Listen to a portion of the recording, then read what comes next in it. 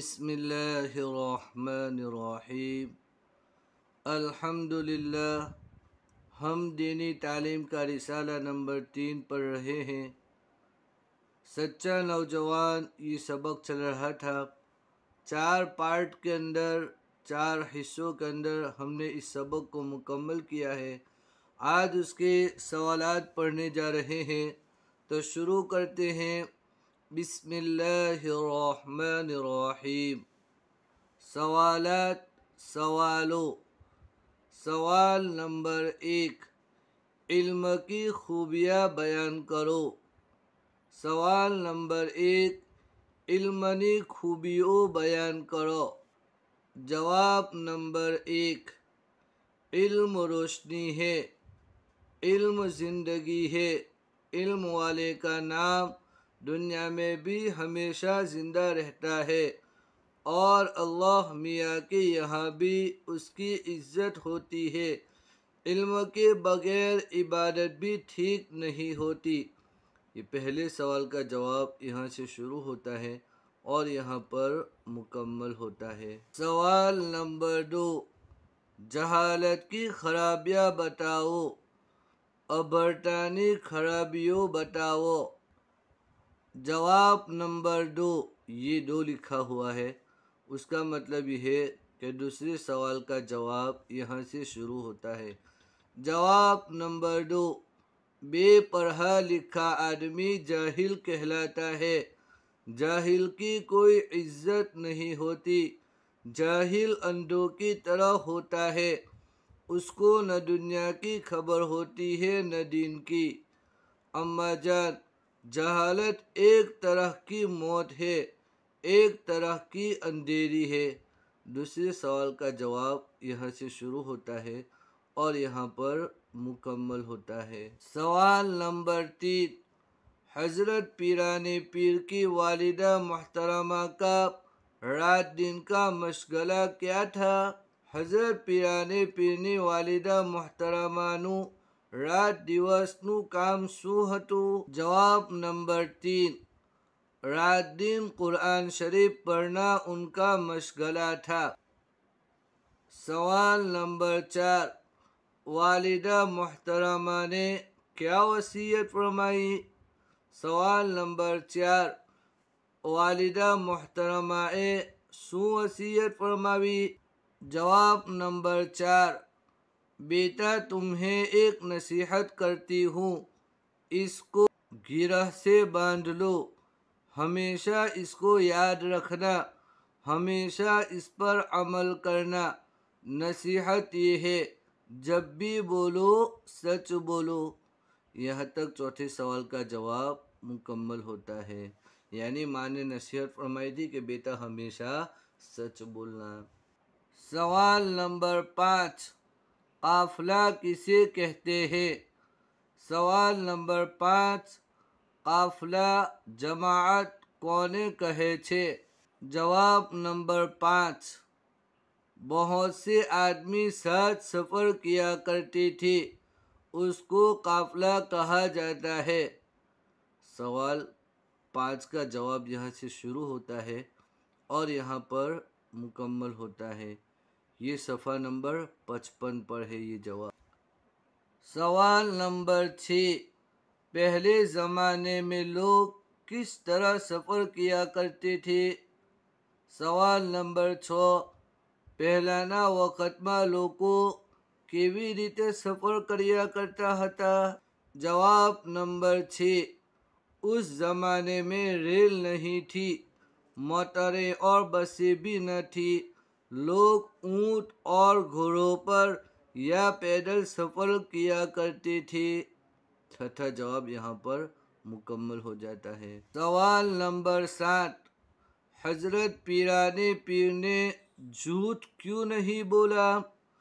सवाल नंबर 7, हज़रत पीराने पीर ए झूठू केम ना बोल्યું? जवाब नंबर 7, ये जवाब नंबर 7 सफ़ा नंबर 56 पर है।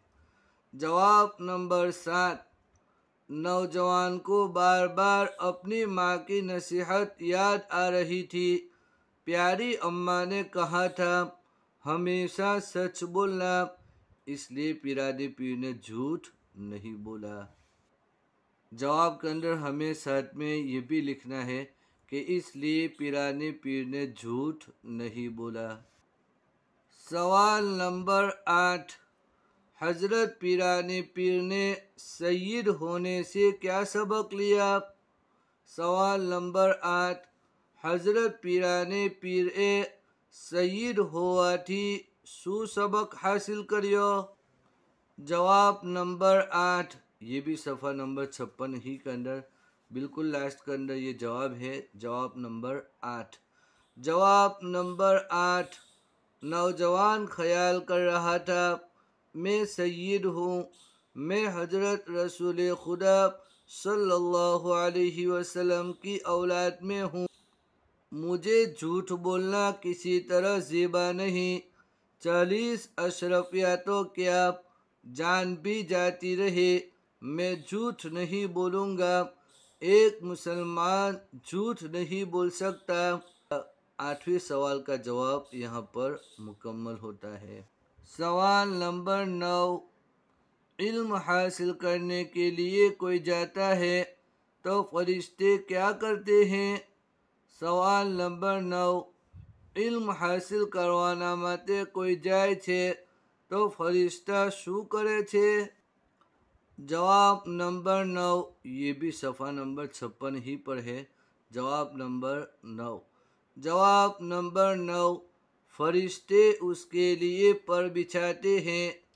سوال نمبر 10، علم حاصل کرنے کے لیے جانے کا کیا ثواب ہے؟ سوال نمبر 10، علم حاصل کروانا માટે જવાનો શું ثواب છે؟